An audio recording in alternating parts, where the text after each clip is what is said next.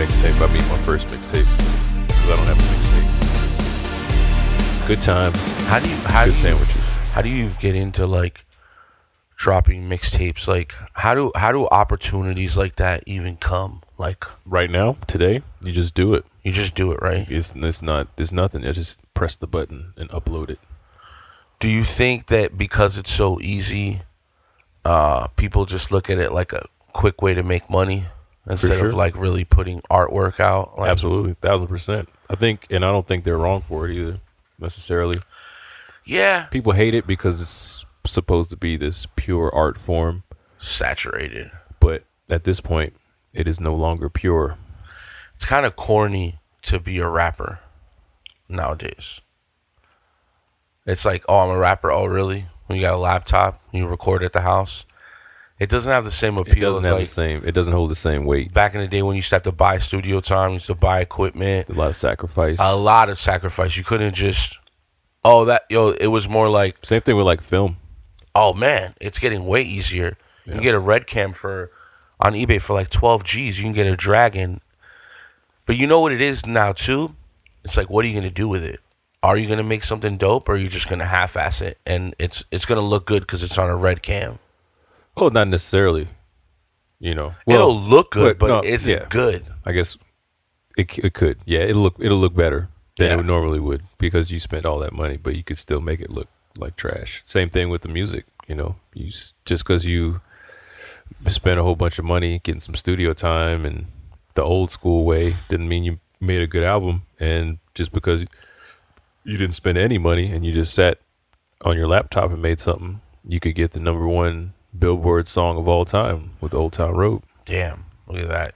He just went from running a Nicki Minaj fan page to like he just bought that or downloaded it off of YouTube. Like he didn't do anything. He didn't even like make the beat. BeatStars got it off a beat. Free beat.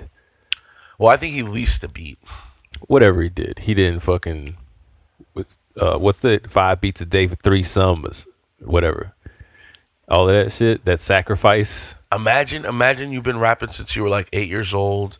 You grew up in the 90s. You went hard as hell, and then you just didn't have a successful career. Yeah, you're like 40 and you're a sales and assistant manager at Sears. And Lil Nas X comes through. A good job. You have a good job and a good life. You met a woman during those times. You guys got kids. But you're always going to Monday night open mics, and you're like 45 or something. And Lil Nas X comes on and hits you with Old Town Road. And has the most played song in history. And then tells the story of how he made the song. About how he didn't pay for it. I mean, how he didn't, whatever. How he was playing Red Dawn Redemption. And making fun of people on Nicki Minaj page. It's a crazy anomaly. I think we've been talking a lot about anomalies. I think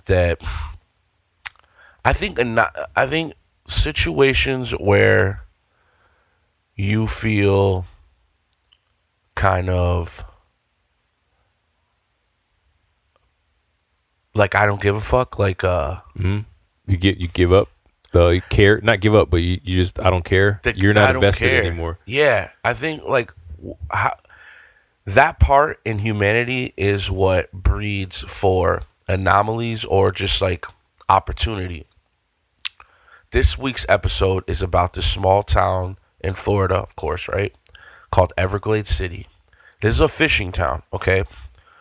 So obviously the people that grew up here, live here, they depend heavily on fishing. That's how they make their livelihood. When you take that away from somebody, you have to create another opportunity, right? You're not just going to starve. No. You have to chase the money. Okay, so this is the whoever they are stopping me from legitimately getting money. So I have to make the choice to make money, break the law.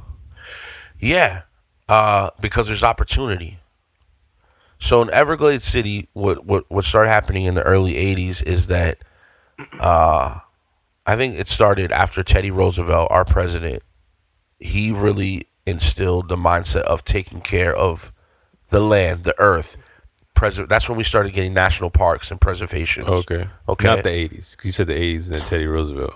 No. I'm saying that this story takes place in the 80s, but I want to backtrack a little bit on how it affected Everglades City. So the initial start of this like preservation mentality Right. and So what national year was parks. This was the early 1900s. Whenever Teddy Roosevelt, the Rough Riders. 1900s. Yeah, early 1900s. That's enough. I mean, it could be. Here we go. We should do a segment on this show that's Peen spells words in under 10 seconds and see what we get. Okay, so he was the president from 1901 to 1909. Nah, you're totally right. You're totally right, too. Yeah. So he's the one that basically made America wake up to the fact that, hey, we need to preserve this land for the future. Right. We can't just be killing mad buffaloes and just rape and pillaging the land. You can't do that. You can't do that, guys. Don't rape the buffalo. Do not rape the buffaloes and the goats and the deers. Right. Okay? Fast forward 1980s, this started to spread little by little. Obviously, Florida was not really that inhabited. What started to spread? The ideals of protecting the land. Okay. So since Florida was a rural state, boy, that goddamn word, boy. Especially the Everglades, right? Remember during the Seminole when we were talking about Chief Osceola and how like the Spanish would push the Native Americans back. So they went to the shittiest part of Florida. Like, you're not going to bother us here. This is swampland. They couldn't get them either. So this community, Everglades City, was in the swamp, literally. And when the government told them, hey, you guys got to stop commercial fishing, everybody's like, well, what the fuck are we going to do for money? Like, we're in the middle of nowhere. Right. It's not like we can build a factory here. Do we know the reason why they had to stop commercial fishing? Because of like I was explaining, America, little by little, incrementally would push back. They were overfishing. They're like, we need to make the Everglades protect a national the Everglades park. So just stop fishing here, not in general, but where you live and where you kind of that whole area. Yeah. Stop. It's like if they were to go to West Virginia and say stop blowing up coal or whatever, stop digging into, which they're doing. Right. They want to turn these people into coders. So you're saying, right. What was that whole thing that was going on now? Learn to code, which is disrespectful in a lot of ways. Is it disrespectful? Yeah, because if you're used to, like I was saying earlier, if you're like this 1990s rapper that believes in the craft, that learns lyricism, cadence, all this stuff, the rules technically to this art form, this livelihood, and you're not successful, and you find somebody that comes in and makes all these new rules or whatever, and basically creates. It's not the rapper analogy, but I hear what you're saying. Except, what if it's helping the planet that we're all living on? Because it's making people uncomfortable and destroying their livelihood. At least trying to replace that with something useful for the future is a good step. I don't think it necessarily is disrespectful. I think it's helpful for a problem that just exists. It exists. Like going into the earth, doing shit with coal, blowing up shit is not good. And then burning that coal, apparently, such as science says, if depending on what science and what words you believe and what kind of words you think mean what, because people say, oh, this word means this, but no, it kind of means this, type shit. Whoever you believe, right? If the majority say that it's a bad thing, then I guess we've got to figure out ways to make it not happen. But is it the majority, or is it just some power brokers like Teddy Roosevelt? It's not like he had it. What the country wasn't like hip to this idea. He just, because he was an avid outdoorsman, a hunter, right? He was part of the Rough Riders. This guy was just involved in nature. He took it upon himself to enlist this. Same thing with prohibition. You know what I mean? And the only reason I bring the rapper analogy is because we built a mindset that we think is hypothetically right. These are the rules to this. It's usually not a large group of people that come up with the rules. It's a small group of power brokers that say, even space, right? Well, it's elected people generally. Not in every situation. I'm just saying, even space, right? The reason why we call space is because a lot of it.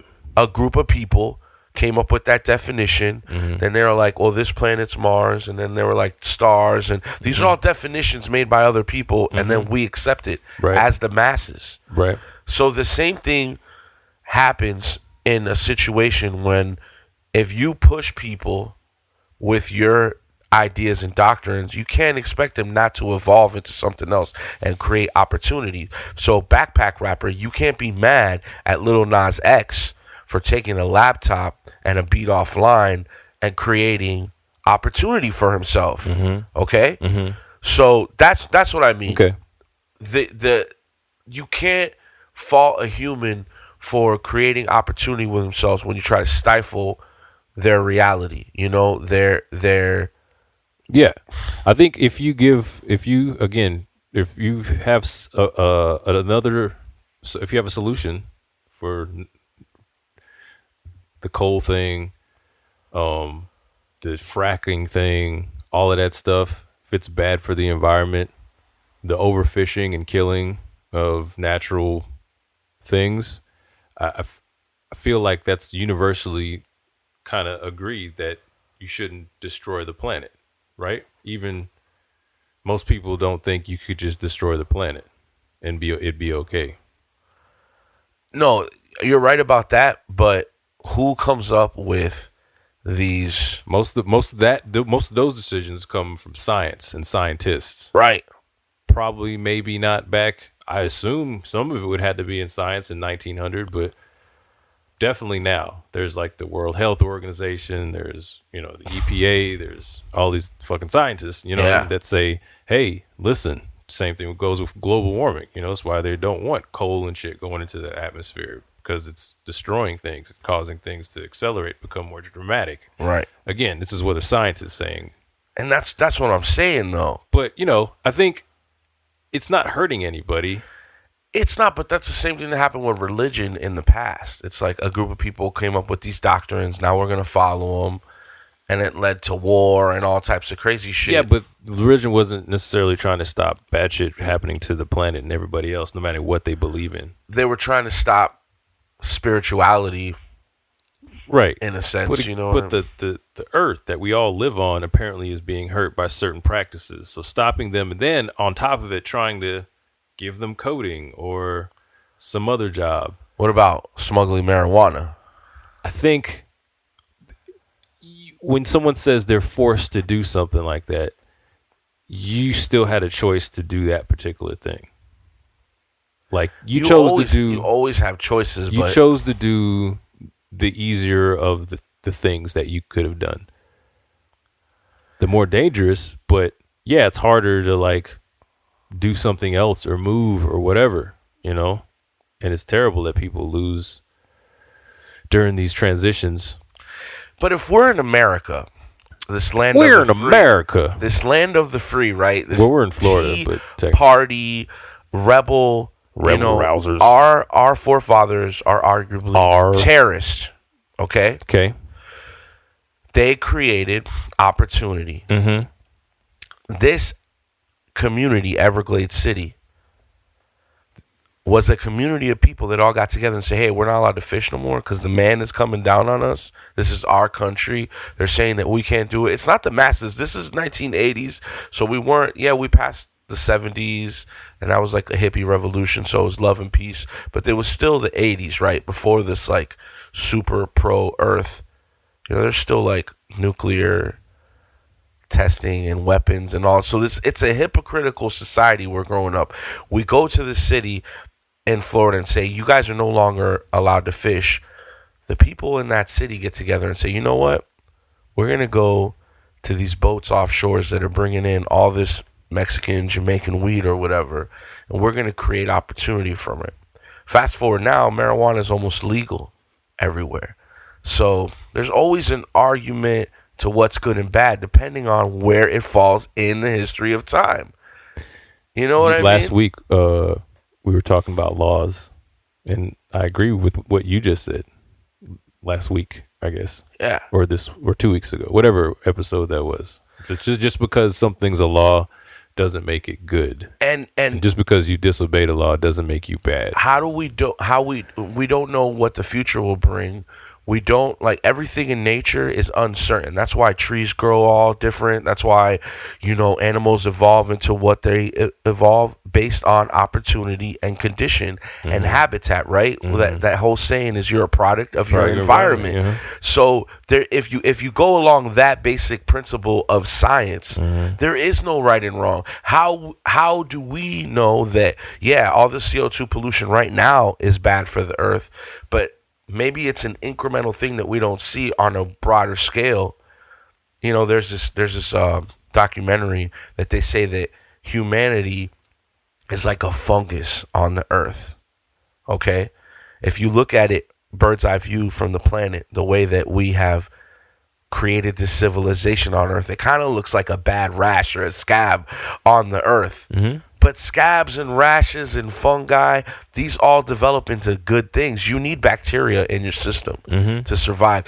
You need that moldy cheese, that blue cheese that you might like, that arguably is bad for you. A lot of people can find health benefits from that. So what I'm saying is that there is no real wrong. It just depends on where you're standing. And that's why I was making the analogy with the rap, the analogy with the science. It's like, put a motherfucker. You ever seen that movie Alive? Football team crashes in the Andes Mountains and they start eating ass, literally, to survive. And they had to basically depend on themselves to leave the mountain because none of the search and rescue team could find them. That's adversity. That's creating opportunity. Should you be eating humans? No. It's not creating opportunity. Well, yeah, you have to create an opportunity for yourself. To get the fuck, you're presented with the opportunity. Well, you crash. You can choose to sit there and die, or fucking but get the fuck you're not creating out. anything. The person died, and you had to live. So you decide if you want to eat or not. You don't create opportunity. It doesn't matter. Go ahead. But that's not the same thing as the government comes through, tells you can't fish animour. You're just gonna leave. You're gonna leave Everglades City and go find a job somewhere else. The people on the mountain had absolutely zero choice. Well, they had 1% choice. You can starve, die. But if you want to live, you gotta do this. Because the law says so. No, on the fucking plain or in the mountains, because Mother Nature, because it's so, not because anybody says so, because that's it. Those are your choices. Like literally nothing else. The people in those other situations, the crack in New York in the 80s, and the people who got fucked up over that. These families, these people here in fucking Everglades, any family of meth dealers in West Virginia. I don't think that's the same thing as marijuana, because it's not like these guys are smuggling cocaine. Ultimately now, Monday morning quarterbacking, again, wherever you stand in the line of drugs, and if you call it a drug, maybe not, depending on who you ask, maybe not, right? So, maybe not, because you got the benefit of time, and like now 20 years later, that it is what it is. But then, they were smuggling. I can't catch grouper no more, so I went out and caught square grouper. That's what they called it. They called it the square grouper because it was a square bundle of marijuana, and you would go fish for it. You're using the same boat, using the same arm strength. Instead of getting little fishes out the water, you getting a couple pounds of marijuana. You get a couple pounds of marijuana, dog. Yeah, man. Oh no, I hear you, man. I'm not. Again, you get the benefit of Monday morning quarterbacking, and it's after the fact, and now today. But if I'm arguing for 1980, people were getting killed, people were dying. Not from the marijuana shit. Fuck yeah, from the marijuana shit. You crazy? Sure. That was that cocaine cowboy shit. That happened too. It wasn't to the extreme of cocaine cowboy, but right before. People still got, maybe not thousands of people, but hundreds of people. People still died over this shit. It doesn't matter. So my point in being is the choices. The people in the mountains have zero. They have no choice. The people in here in New York in the 80s for crack, cocaine, any meth dealer that might have gone off the bandwagon after fucking fracking and goddamn coal gets canceled, anybody in the Everglades in this town, you have other choices that you can make. So maybe doing the marijuana thing wasn't a bad choice. Shit, fuck it. It's just weed, right? But you still have other choices. Yes, you could leave. Is it a horrible choice for you and your lineage and your family? Yeah, it is. And I get that. But I'm just saying we can't sit here and say that there are no other choices. Like, my back is so against the wall. Why did George Washington get up and fight United Kingdom? You know what I mean? Like, because he was getting taxed and they were trying to become an independent nation of people. That's why they left in the first place, because they didn't believe in the religion and the laws, and they wanted to fucking own people and shit like that. That has nothing to do with like the macro kind of like smaller level of. I mean, it's the spirit of America, creating opportunity for yourself. That's why people moved west. That's why, it's that ideal of like, nah, this is my land. It's like, even like we were talking about Chief Osceola. Make sure you guys check that episode out. Yeah, but it's not really their land, though. It's nobody's land. Nah, I mean, the country we live in is their land. I don't know where you living at, but like, that's the government's land. That's what they got, the guns and shit, and they got the laws and shit. And I pay the taxes, so I've decided to participate in that fucking venture. So I benefit from the hospitals, I benefit from the paved roads, I benefit from the Best Buy. I've decided to play my part in that fucking illusion that we live in. You know what I mean? The people who live out in places that they think is theirs because they paid for it, okay, but do something that they decide they don't want you doing. And you're going to find out real fast that shit ain't yours. That's the new war. It sounds good. It really does. And they want to pick up guns and fight. And okay, that's your prerogative, bro. And you can feel like that all you want to. But the government will let your ass know real fucking quick. Hell yeah. How not in charge of shit you are. So they say what always you want. do. Say what you want. They always about do. Like, oh no, this is my land. You took my fucking bro. It's like, no, you're killing it over. You're killing the land over here. We've decided they might not even been killing shit. Might not even been overfishing. Like you're saying, it might be fine. Scientists disagree with that, but I hear you. I mean, maybe they're saying the government says, "Hey man, you guys are fishing too much over there. Knock that off." He's saying, "No, that's how I make my money." It's like, no, you guys need to stop, or else. And it's like, fuck. And there's no alternative. The government's not giving you any supplement. No, like, they're not Andrew Yang in it, right? They're not. And back then they didn't give a fuck. I guess less of a fuck than. Well, that's what I'm saying too. The context of 1980s, there's way less opportunity. Arguably our economy hadn't evolved it. We hadn't gone through the 80s, right? Mm-hmm. With all this crazy cocaine money. Not even the cocaine money. Look at what they did on Wall Street. The way they would buy up companies and shut them down. Like, they were ruining opportunity all over the place. I think is the war complex that was booming, right? After Vietnam, yeah. The Cold War started and shit. And we got into like the arms race with the nuclear. Yeah. Nuclear. Anyway, with this particular story, I hear what you're saying. Just because, fuck it. I mean, we got the boats. It's just we just out here. It's like the Somali Pirates. Somali Pirates. Right? Here comes Russia. Here comes Japan. We're going to fish off your shore, deplete your whole fishing shit. You're not going to have no way of sustaining yourself. Yeah. All right? What are they forced to do? They get on these little boats with like 40 horsepower boat engine, and they're taking out freighters, these huge ships, because they got to survive. They got to create opportunity. Yeah. They got a little Nas exit. Why they got to rob people and hurt people though? Why you got to come in and fish and encroach on our land and take our resources away? So go up to the government and take the money out of their mouth. How? Exactly. You're a poor country. So why are you going to take on some like poor white lady offshore with her family and shit? Like why are you going to take on some poor like other Somalian rich family, or why are you going to take on some? Well, nah, they mostly hit like container ships, shit like that. But again, there's just regular ass people on those boats. I don't know. I'm a strong believer in. I will steal from Walmart, but I won't steal from I won't go into someone else's house and steal. Selling crack and and heroin and laced fentanyl, cocaine.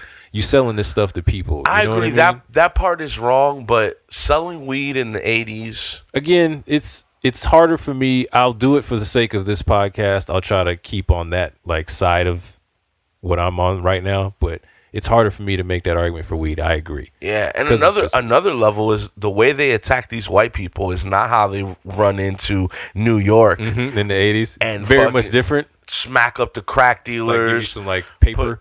I'm gonna plant this gun on you. Yeah, you know what I mean. Like, you could really tell the class level of the racist America on the way they came into this city. And another thing that I got to give kudos to the people of Everglades City, just like I got to give kudos to when you go to a hood and these motherfuckers won't rat on each other and there's a code of ethics there. You see it in a lot of immigrant communities.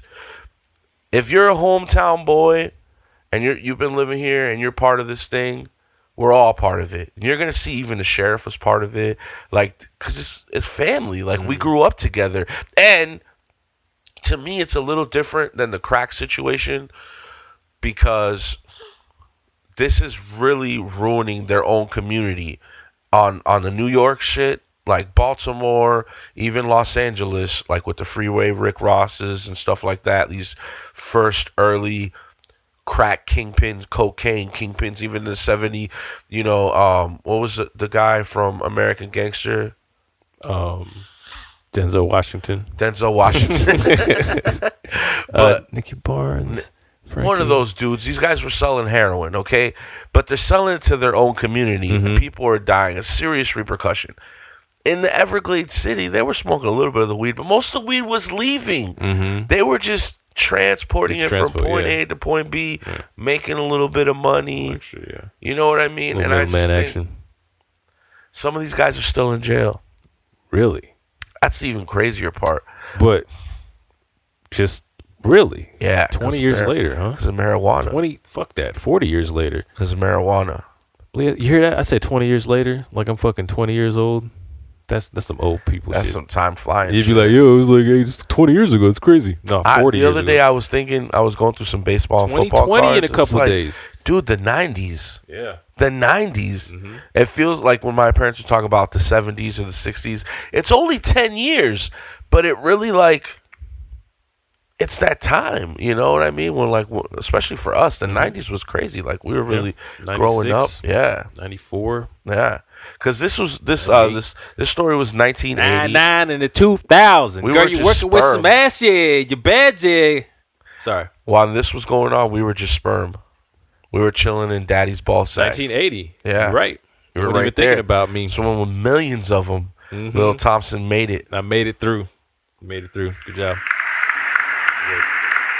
Good work, Thompson. Kimberlina, hit us with some facts. Everglades City, a tiny fishing village 80 miles west of Miami, has always been outlaw country. The majority of the town's 500 residents are from 5 families, with almost everyone related in some way. Wow. The region's coastline is a vast labyrinth of mangroves known as the 10,000 Islands. The unique geography, coupled with the fact that only locals knew how to navigate it, made the town a perfect location for smuggling. Smuggling activity in Everglades City had a long history. In the early 1900s, they smuggled endangered animals. During the Prohibition era, they were involved rum running. When drugs flooded South Florida in the 1970s and 1980s and the National Park Service began to phase out commercial fishing, the mainstay of the Everglades City economy, residents involved themselves in marijuana smuggling. The DEA decided they had to put a stop to the smuggling. They executed 2 large, highly publicized raids in 1983 and 1984, leading to the arrest of nearly 80% of the adult male population of Everglades City. We were little babies when this was going down. The whole entire town, bro. Kept it G. Fucking Florida, bro. Hey, man. In some levels, I guess I respect it. I gotta say, when you stick together with your community, you can like accomplish a lot, man. Yeah. Look what happened with Bank of America and their late fees, and everybody signed a petition, and they had to not allow late fees because all the customers were like, "Nah, fuck that." There was only one road in, one road out. You didn't have to let the DEA in. You shouldn't have been so open. You shouldn't have let just randoms. I mean, these 2 years of just random ass people. It was too easy. That's what it is. Can't be sitting at a bar and go take you to buying $10,000 in weed or whatever. I mean, I guess it sucks at that time to be a fisherman. Like if you were hanging out with Bill Gates in the 80s, making computers, Silicon Valley, another group of people stuck together, exploited an opportunity, made mad money. Is it Silicon Valley? Yeah. Is silicon and silicone the same thing? I have no idea. It's a good question. Because is the stuff that's going in women's breasts the same stuff that's being used to make microchips? Maybe Silicon Valley's one big fake titty. I don't know. It's a pretty important place. A lot of stuff. You ever seen that show? Yeah. So great. 6 seasons. Six So seasons great. in. I love that show. You guys check that show out. What so the people that are in still, what are they in for? Smuggling, drugs. Everybody, you got 40 different years? You'll get like tax evasion. Not all of them. You know, there's different brackets of stuff, but you got caught with 500,000 pounds. Here's of weed. a question.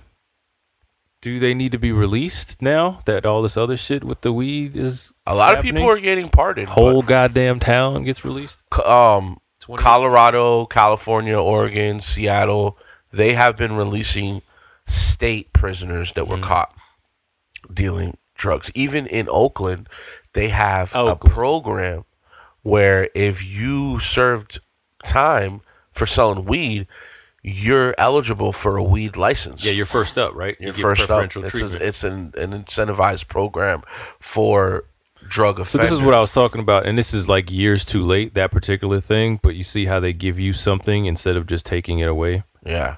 That's going to happen in the future. Eventually, yeah. There's going to be a president, hopefully Trump. If Trump, I said this in other episodes, a lot of people hate Trump, but if he legalizes or decriminalizes marijuana outright, in the future, he's going to be respected. Like 100 years? Yeah. He's going to be known as that dude.